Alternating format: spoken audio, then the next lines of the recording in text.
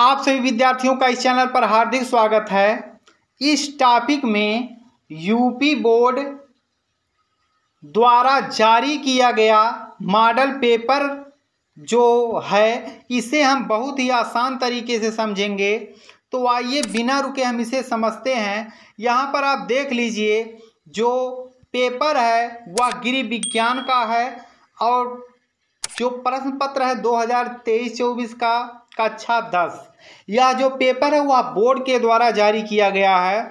कुछ बच्चे ऐसे होते हैं जो बिना पेपर को पढ़े ही प्रश्न को हल करना शुरू कर देते हैं, इसीलिए बोर्ड ने हमें 3 घंटा 15 मिनट दिया है कि प्रारंभ के 15 मिनट परीक्षार्थियों को प्रश्न पत्र पढ़ने के लिए निर्धारित हैं।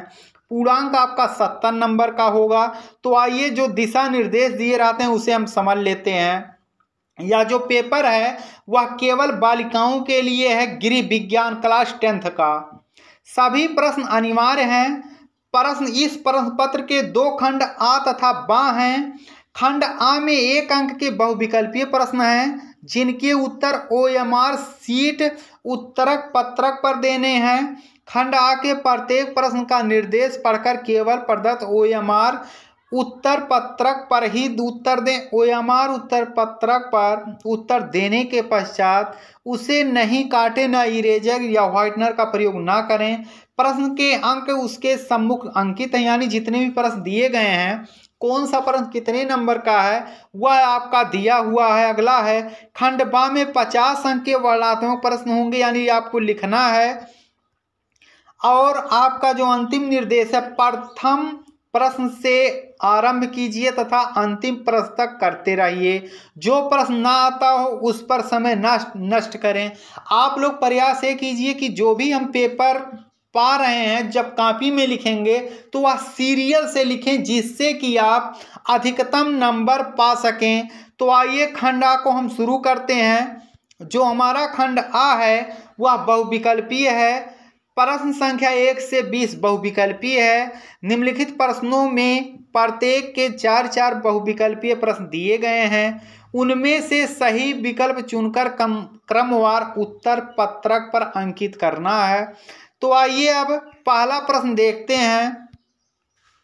निम्न में से सुरक्षित चेक है वाहक चेक, क्रॉस चेक, दोनों या कोई नहीं? तो उत्तर होगा क्रॉस चेक।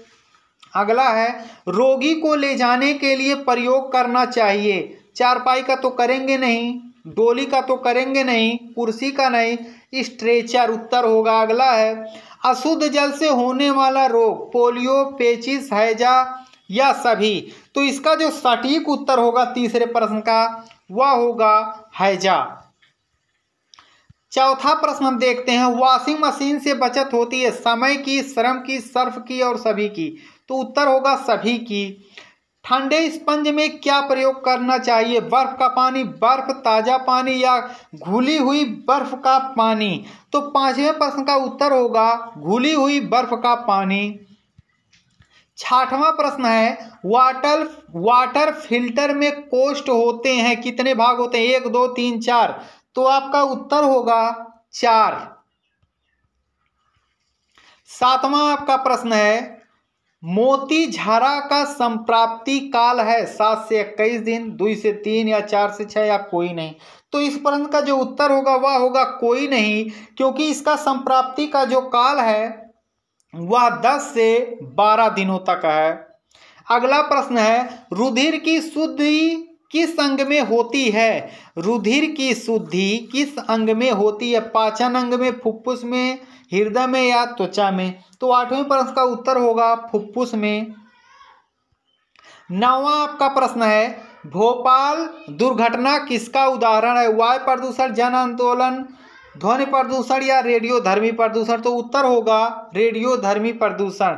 8 से 14 वर्ष की आयु में नाड़ी की गति होती है। तो 10वें प्रश्न का जो उत्तर होगा वह 70 से 80 होती है। अगला है तलने की विधि है गहरी, उथली, शुष्क या तीनों? तो इसका उत्तर होगा तीनों। 12वां प्रश्न है प्याज की पुलटिस किस पर बांधनी चाहिए? मोच पर, चोट पर, फोड़े पर या सभी पर, तो उत्तर होगा सभी पर। अगला है प्राकृतिक असंतुलन से कौन सी आपदा आती है? सूखा, बाढ़, भूमि बंजर, तो उत्तर होगा सभी। सूती तंतु प्राप्त होती है रसायनों से, पशुओं से, वनस्पतियों से या कोई नहीं, तो उत्तर होगा वनस्पतियों से, कपास के पौधों से। 15वां आपका प्रश्न है, क्षय रोग के रोगी के भोजन में किसकी मात्रा अधिक होती है? प्रोटीन, वसा, कार्बोज या विटामिन, तो उत्तर होगा प्रोटीन। अगला है आदर्श बजट माना जाता है संतुलित, बचत, घाटा या कोई नहीं, तो उत्तर होगा संतुलित बजट। 17वां प्रश्न आपका है, चेचक रोग फैलता है जल से, रक्त से, वायु से या भोजन से, तो 17वें प्रश्न का जो उत्तर होगा वह होगा वायु से। अगला है 18वां प्रश्न, भोजन कक्ष की देसी शैली में खाते समय खाना रखने के लिए कक्ष में होना चाहिए कुर्सी, मेज, छोटी चौकी या पाटा, तो उत्तर होगा पाटा। अगला, शरीर की बाह्य सतह पर पाए जाने वाले कंकाल को कहते हैं, बाह्य सतह पर जो कंकाल पाया जाता है उसे हम लोग अस्थि कंकाल कहते हैं।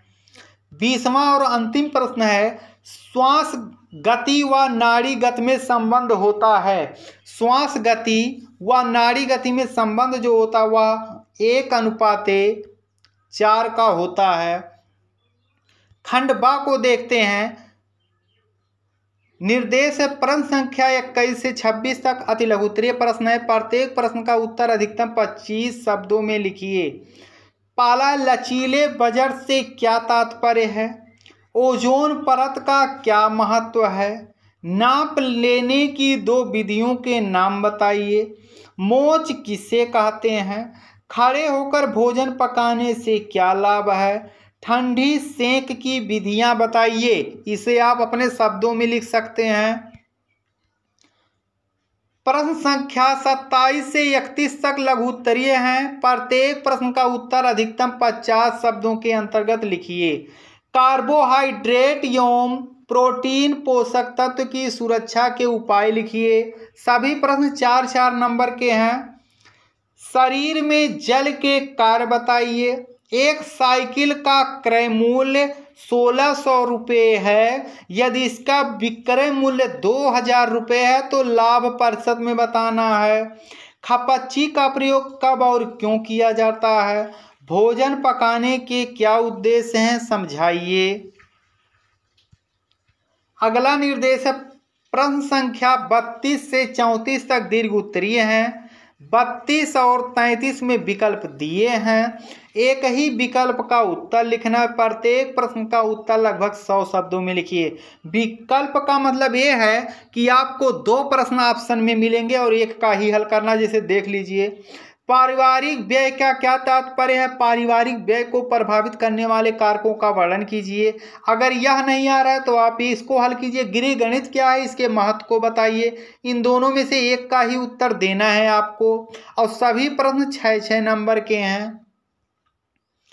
अगला प्रश्न है, भोजन परोसने की विधियों का सविस्तार वर्णन कीजिए। अथवा रोगी का आहार तैयार करते समय किन किन बातों का ध्यान देना आवश्यक है, समझाइए। इन दोनों में से एक हल करना है 6 नंबर का।